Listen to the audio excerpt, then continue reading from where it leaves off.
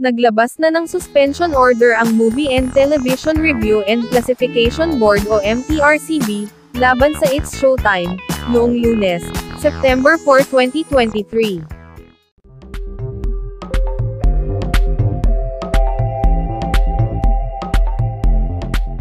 Labindalawang araw ang ipinataw na suspension ng MTRCB, sa daily noontime show ng ABS-CBN. Bahagi ng ipinadalang pahayag ng MTRCB sa media, na pwede naman daw umapela ang show, pagkatapos umano ng 15 days mula sa pagkatanggap ng order. Sa kanilang official statement, inisa-isa ng MTRCB, ang dahilan ng kanilang desisyong suspendahin ang It's Showtime.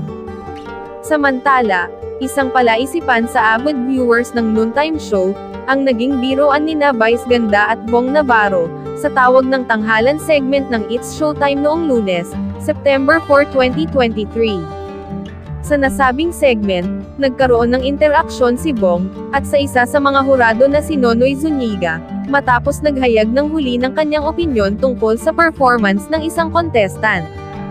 Ani Bong, na ginawang malalim ang boses na tila sa hawig sa boses, ng veteranong radio anchor na si Ray Langit, sa pagbigkas ng linyang, "Maraming salamat hurado, Nonoy Zuniga." Biro ni Vice kay Bong, "Ang ganda ng boses mo, pwede ka mag-announce." Sagot ni Bong, "Ng ano?" Biro ulit ni Vice, "Ng suspension." Sabay tawanan sa studio. Hindi malinaw kung anong suspension ang nais na ipakahulugan ni Vice.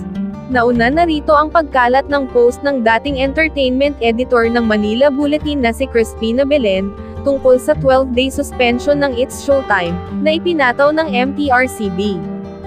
Ayon sa kanya, ikinalungkot niya ang ipinataw na parusa ng MTRCB sa It's Showtime, dahil lamang umano sa icing incident ni Vice at partner na si Ayon Perez, sa Isip Bata segment ng noontime show. Masyado rin daw marahas ang 12 araw na suspension. Ang MTRCB ay kasalukuyang pinamumunuan ni Lala Soto Antonio, anak ni dating Senate President Tito Soto, na isa sa mga host ng TV5 noontime show na EAT. Para sa iba pang maiinit na celebrity news, ay mag-comment lamang po sa video na ito, mag-like at mag-share, at huwag po nating kalimutang mag-subscribe at i-click ang bell button, para maging una sa mga balita. Maraming salamat sa inyong panonood.